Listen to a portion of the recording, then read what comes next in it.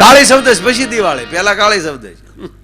કાળી સૌદેશ તો કાળી સૌદેશ છે, ખરી છે માળી.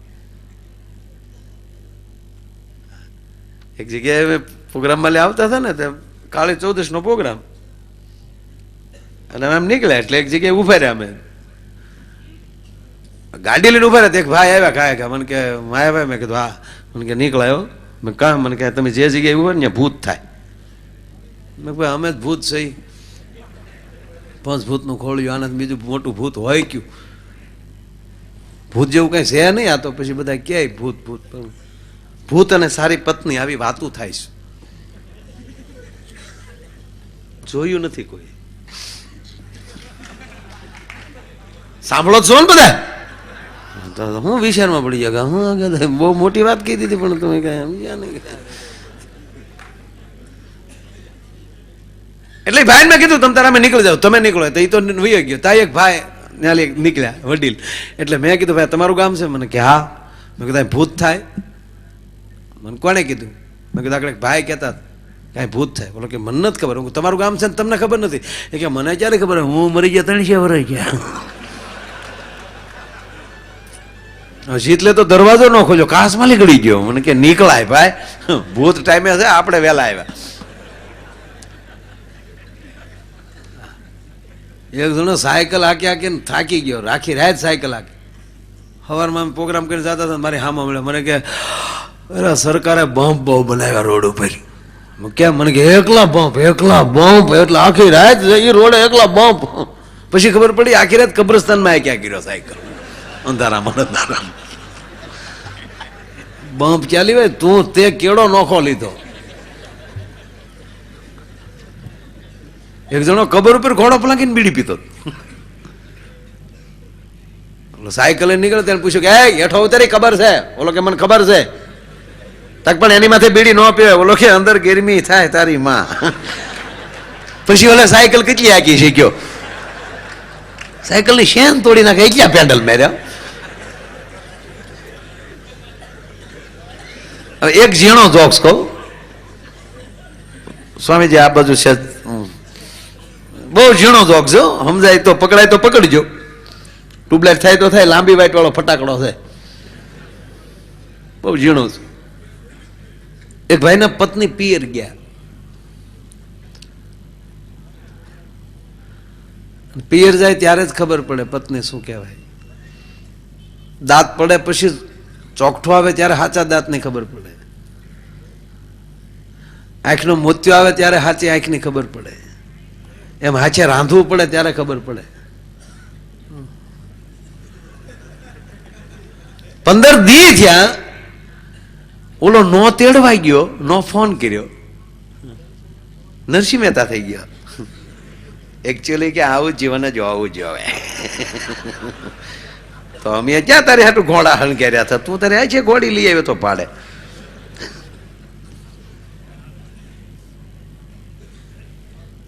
અને હવે તો ખરેખર લગ્ન ગામડામાં એવા થાય છે બધા.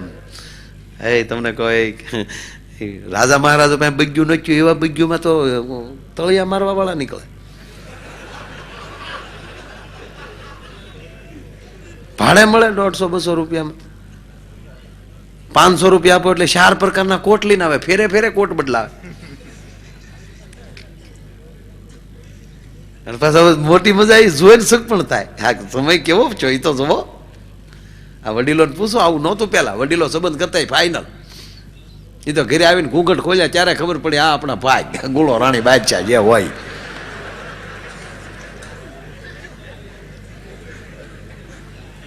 આપણા સુરતના એક બહુ મોટા ડાયમંડમાં મોટું નામ છે આપણે ગોવિંદ કાકા.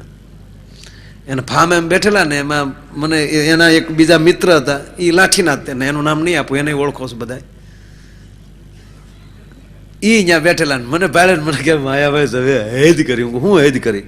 પણ કે તમે બોલું કહો ને ઘૂંઘટ ખોલ્યો ત્યારે ખબર પડી. એમાં હારું આપણે સહી હો.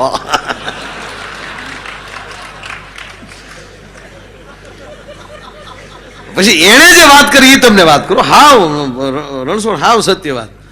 એના સાક્ષી છે ગોવિંદ કાકા, ગોવિંદભાઈ ધોળકિયા. એ કે માયાભાઈ કે મારા 50 વર્ષ પહેલા લગ્ન, એને પોતાની 70 વર્ષની ઉંમર, જે ગોવિંદ કાકા પાસે વડીલ બેઠા હતા એ કે મારા 50 વર્ષ પહેલા લાઠી લગ્ન થયેલા, અને ત્યારે મારા લાઠીમાં પાન મળતા, તે હું 2 પાન લેતો ગયો, કે એક એની હાટું ને એક મારી હાટું, કે આપણે ત્યારે એમ હોય ને કે પાન લેતા જાય એમ. એટલે મને કે ભાઈ ત્યાં જઈને ઘૂંઘટ ખોલ્યો, પછી 2 પાન હું ખાઈ ગયો. પછી એમ છું કે આને હું પાન આપે, આ પાન ખાય તો મીંદડી ઊંદડીઓ મારે નીકળે એવું લાગશે. એને બદલે હવે સંબંધે જોઈને થાય. હવે તો ગામડામાં શરૂ થઈ ગયું, ગામડામાં સંબંધ જોવે. હમણાં એક છોકરો ગામડામાં કન્યા જોવા ગયો, રૂમમાં દીકરી બેઠી હતી, એટલે કીધું જા બેટા દીકરી રૂમમાં બેઠી, જાઓ ત્યાં વાતચીત કરી લ્યો. જેવો ઓલો રૂમમાં ગયો તો ઓલી દીકરી દુખણા કે આવો ભાઈ આવો, તમે કેટલા બેન ભાઈ? ઓલો કે બે ભાઈ ને એક બેન હતા, આજથી 2 બેન ને 2 ભાઈ બેન. એ 10 રૂપિયા દઈને પાછો ફરી ગયો. બહાર આવ્યો ત્યારે બાપાને એમ થયું બધું ફાઇનલ થયું, કાં બેટા પાકો, કા બાપા પાકો, મારે એક બેન વધી તમારે એક દીકરી વધી. એટલે નો ફાવે એ ધંધો ન કરવો. ઓલો વરરાજો ફેરો ફરવા પેલો જે ફેરાવીને ખબર હોય, પેલો ફેરો ચાલુ કરો જી, વરરાજો આગળ હાલ. જેવા 25% હાલો ને ત્યાં ખેતરપાળ આવે, ત્યાં અંગૂઠો અડાડવાનો. બરોબર વરરાજો ત્યાં પગ્યો ને ગોર દાદા આપણે તમને કહું ગામડાના આપણા દેશી ગાયનું ઘી ખાઈ ગયેલા. ઓમ શુભ લગ્ન મંડળમાં વરરાજાના પગમાં લઈ બૂટ મોજા કાઢીને વરરાજાના જમીના પગનો અંગૂઠો ખેતરપાળને અડાડો. અણવર કે આલ્યો 100 રૂપિયા ગોર દાદા તમારો અંગૂઠો અડાડી જો. ગોર દાદા કે મારો અંગૂઠો નો હાલે, વરરાજાનો અંગૂઠો અડાડવો પડે. કે આલ્યો બીજા પસા પણ વાત રેવાઈ ગયો. તાકે કેમ? તાકે અમે હજી વેવાઈને નથી ખબર પડવા દીધી ને ખેતરપાળને હું કામ ખબર પડવા દેવી જોવે? ગોર દાદા કે શેની? તાકે અંગૂઠાની. ગોર દાદા કે સમજાણું નહીં, કે વરરાજાને નથી અંગૂઠો જ નથી. તમે ક્યાં માંડવા વિશમાં આવું ઉગાડો કરો?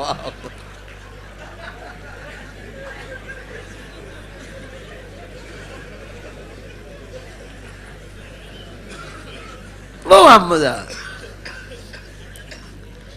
એવા સ્વામીજી. ગામડામાં જે જોવા જાય ને અત્યારે શરૂ થઈ ગયું બધે, અને ગામડામાં હજી દીકરીઓ બહુ ઓછું ભણેલી હોય, ભોળુડી હોય બિચારી, પારેવડી દીકરીઓ, અને છોકરા થોડું ઘણું ભણ્યા હોય એટલે થોડા ઘણા કવાજી. એ ગામડામાં હમણાં જોવા ગયા. ગામડામાં જે છોકરો ઓરડામાં બેઠા હોય ને, તમે ત્રાહી નજરે જોજો, બહુ મજા આવશે. બોલે હું રામ રામ કરો, હમ જોયા કરે.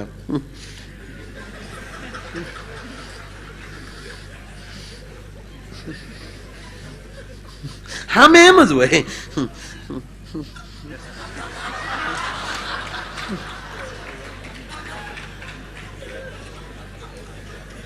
એમાં છોકરાને જો કાંઈક પૂછું, એટલે છોકરાએ પૂછ્યું કે તમને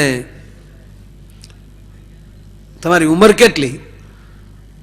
દીકરીને પૂછ્યો છોકરાએ તમારી ઉંમર કેટલી? ત્યાં ગામડાની ભોળુડી દીકરી બિચારી ઈમર બાન પૂછ્યો ને પણ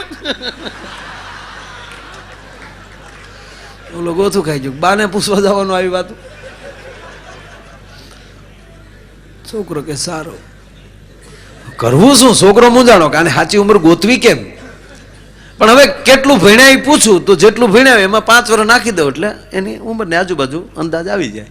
એટલે છોકરે પાછું પૂછ્યું કે તમારો અભ્યાસ કેટલો? તમે ભણ્યા કેટલું? એમાં બાન નો ખબર હોય.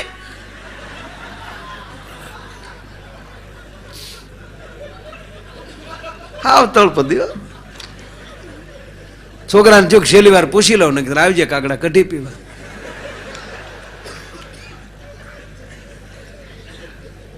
છોકરાએ પૂછ્યું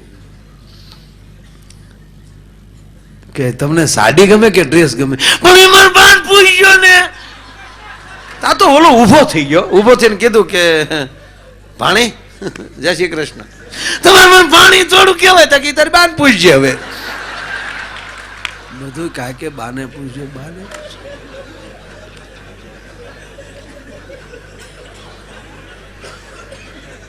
ખરેખર એમાં હું એમ કહું કે ભલે બહેનો એટલા પાછળ બેસે પણ એ જેટલા શ્રદ્ધાથી સાંભળતા એટલા બધા આપણે પુરુષ જાતિ શ્રદ્ધાથી ના સાંભળી શકીએ.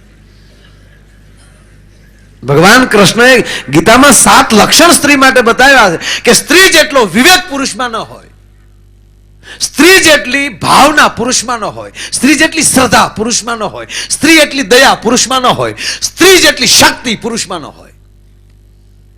પુરુષની શક્તિ જ્યારે વિરામ પામે ત્યાંથી સ્ત્રીની શક્તિ શરૂ થાય. શેઠ સગાળ છે ને એ શક્તિ પૂરી થઈ ગઈ કે માણસ ક્યાંથી લાવવું, દાડીએ નથી મળતો તો ખાંડવો કોને. તેથી સંગાવતી એટલું કીધું, શેઠ મજા થાય ઘરે માણસનું માઉસ ખાનારો આવ્યો હશે એ બીજો નહીં હોય, આ હાંખ પાકીને સુડાની સાંસ ન પાકી જાય, ધ્યાન રાખજો.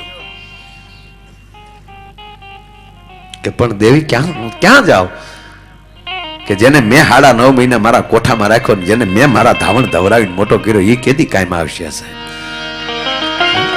સાહેબ પાર્વતી કરતા એક ડગલું આગળ વધી ગઈ સંગાવતી. ગણપતિનું મસ્તક શંકરે કાપ્યું ત્યારે કીધું કે આને હજવન કરો નકર બ્રહ્માંડનો કોળિયો કરી જાઓ. પણ આ દેશની આ ધરતીની સ્ત્રી સાહેબ એમ કે ધર્મ રહી જતો હોય તો મારો દીકરો ખાડી નાખો, બાકી ધર્મ ન જવા દો. આશરા ધર્મ ને લાજવો જોઈએ. અને સ્ત્રી જેટલો ત્યાગ પુરુષમાં ન હોય, ત્યાગની પણ મૂર્તિ છે. આ જળનારી જનેતા હોય કેવા ત્યાગ કર્યા છે. ગુરુજી લેતા જાઓ, ભલે મેં એને મોટો કર્યો, મેં એને જન્મ દીધો, પણ તમે લેતા જાઓ. સાહેબ એટલો બધો બાપ ત્યાગ ન કરી શકે. બાપની પાસે કાંઈક સ્વાર્થ હોય, પણ જનેતાને એમ હોય કે આવા સંતના ચરણે મોકલી દે ને તો મારું ધાવણ ઉજળું કરશે. કહેવાનો અર્થ એ ત્યાગ વગર બની ન શકે. મત પેટમાં પોઢી એ જીહા ભણેલી સીવે રામ લક્ષ્મણ ની વાત. લક્ષ્મણ જતી પણ એમ કહે છે,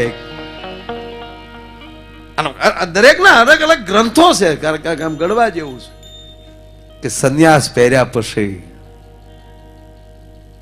બીજાના આધારે જીવવું એ પણ પાપ છે. આ કોનો આધાર આને? હું જોઉં છું તમારા જેટલા શિષ્યો કેવી રીતે આ મંડપની અંદર નીચે સુતા અને વાયોલિન સ્વામીજી વગાડે છે. એ રાતે બેઠા બેઠા ઓલામાં બેઠા બેઠા હું જોતો, હું નીકળ્યો રાતે ત્યારે જોયું એ એના સૂરજ ગોતતા હતા ઓલામાં રેકોર્ડિંગમાં લઈ. આ મંથન કરવું એ પણ ભક્તિનો પ્રકાર છે સાહેબ. નવું ક્યાંથી મળે મંથન? આ સાગરમાં મંથન થયું ને ત્યારે લક્ષ્મી મળી, નહીતર આપણે હાવ કોરા ધાકોર પીડ્યા હોત. હાવ એ તો કહીએ કઈ ત્યાગ કરો, રૂપિયો મિથ્યા છે ને કઈ પેટ્રોલ પંપે 2 દુહા કઈ ટાંકી ફૂલ ન કરી દે, કઈ 2700 દેવા જ પડે ત્યારે એનો ફૂલ થાય. સ્ત્રી જેટલો ત્યાગ એ વાત એ છે એ પુરુષમાં ન હોય. આ વાત ઉપર તમને વિશ્વાસ ન હોત કાલે ખતરો કરજો. કોઈ પુરુષ બીમાર હશે તો એની પત્ની એનો ખાટલો રેઢો નહીં મૂકે, બાવડું પકડીને બેઠી હોય. બુજ્યું ને અમુક તો પાછું એમાં નીકળે કોક કોક. અમુક તો ડોક્ટર ને સામે કે તમે તાર 15 દી રોગજો. શું કામ? એને 4 ટિફિન મળે ને આખી ઘરે ગયા ભેગા એને તો રોહડા સંભાળવાય ને કરતા અહીંયા દવાખાને. નહીં શ્રદ્ધાનો. આ દેશનો નિયમ એવો છે, સત્યવાનને પાછું લાવવાનું કામ આ દેશની સાવિત્રી જ કરી શકે, અમેરિકાની ન કરી શકે. સાહેબ ગેરંટી આપું. આ હિન્દુસ્તાનની ભૂમિ આવી ભગવાન સ્વામિનારાયણ થી લઈ અને આપણા જેટલા અવતાર જે થયા આ બધા ભારતમાં શું કામ છે નિમાભાઈ? અમેરિકા શું કામ કૃષ્ણ જન્મ નો લે? ત્યાં હું ગોપ્યું નથી એમ કયો? ત્યાં આલસેશન ગોપ્યું છે. હેલો કૃષ્ણ, હા વારી. સાહેબ એ કદાચ શું કામ જન્મ લેતા હશે એનું ચોખ્ખું ગણિત એ આપ બધાની કૃપાથી, મારા ગુરુની કૃપાથી 12-15 દેશમાં ગયો છું. પણ મને કોઈ પૂછે કે એ દેશમાં ભારતમાં તમને તફાવત શું લાગે તો સ્વામીજી બહુ નાની વાત કે વિશ્વમાં બધે આટો માર લઈને આ દેશ જેવી માં ક્યાંય જોવા નથી મળતી. સંત સુરા નિપજાવતી એવી મારી માં છે. આવી જનેતા, આ જનેતાનો પોશાક ન જોવા મળે સાહેબ. આવું ઓઢણું અમને જોવા ન મળે ક્યાંય. આજે આ જાડા ઓઢણા ઓઢીને બેઠી ને આ માવું પગની પાણી ન દેખાતી હોય સાહેબ. બાકી શું બહાર ના વાત. પરમાત્મા ભગવાન પોતે એ નજર કરતો હશે ને બ્રહ્માંડમાં બેઠો બેઠો કે મારે હવે અવતરવું છે ધરતીમાં, તો હું ક્યાં અવતર ન કરી? આ પૃથ્વી કઈ ભારત પૂરતો ભગવાન નથી. અને ગુરુ છે ને એ ભગવાનથી આગળ છે. ભગવાન છે એ પૃથ્વીનો માલિક છે અને સદગુરુ પૃથ્વીનો માલિક છે. પૃથ્વી અને પૃથ્વી, પૃથ્વીમાં પૃથ્વી જ આવી જાય અને પૃથ્વીમાં બ્રહ્માંડ આવી જાય. ગુરુ તારો પાર ન પાયો, હે પૃથ્વીના માલિક નહીં, હે પૃથ્વીના માલિક. કારણ કે ભગવાનને ગુરુની તો જરૂર પડે જ, એવડી મોટી તાકાત. એટલે એ નજર કરતો હોય તો એને આખી પૃથ્વી દેખાય, પણ એને ક્યાં ખંડમાં અવતરવું? અવતરવું તો આખી પૃથ્વી એની છે, પણ એ માં ગોતવા હાટું ફાફા મારતો હશે કે એવી કઈ માં હોય કે જેને ખોળે હું જન્મ લઉં, ત્યારે એને ભારત જ દેખાય, બીજો એક પણ દેશ ન દેખાય. એટલે કેવું પડે, ભારતી ભૌમની વંદુ તને આવડી, હે માં ભારતી તારા ખોળાને વંદન કરું છું કે તારા ખોળામાં એટલી બધી એવી જનેતાઓને તે રમતી મૂકી દીધી. એટલે અમે બધા ભાગશાળી છીએ કે એ જનેતાના કોઠામાં આવા સંતો આવા મહાપુરુષોની તે અમને ભેટ આપી છે. આ સંતો નો તો હું તમે ક્યાં જઈને ઉભા રહેતી તો કયો તમે, આપણા ધડા કોણ કરત યાર? આ સંતોની તાકાત.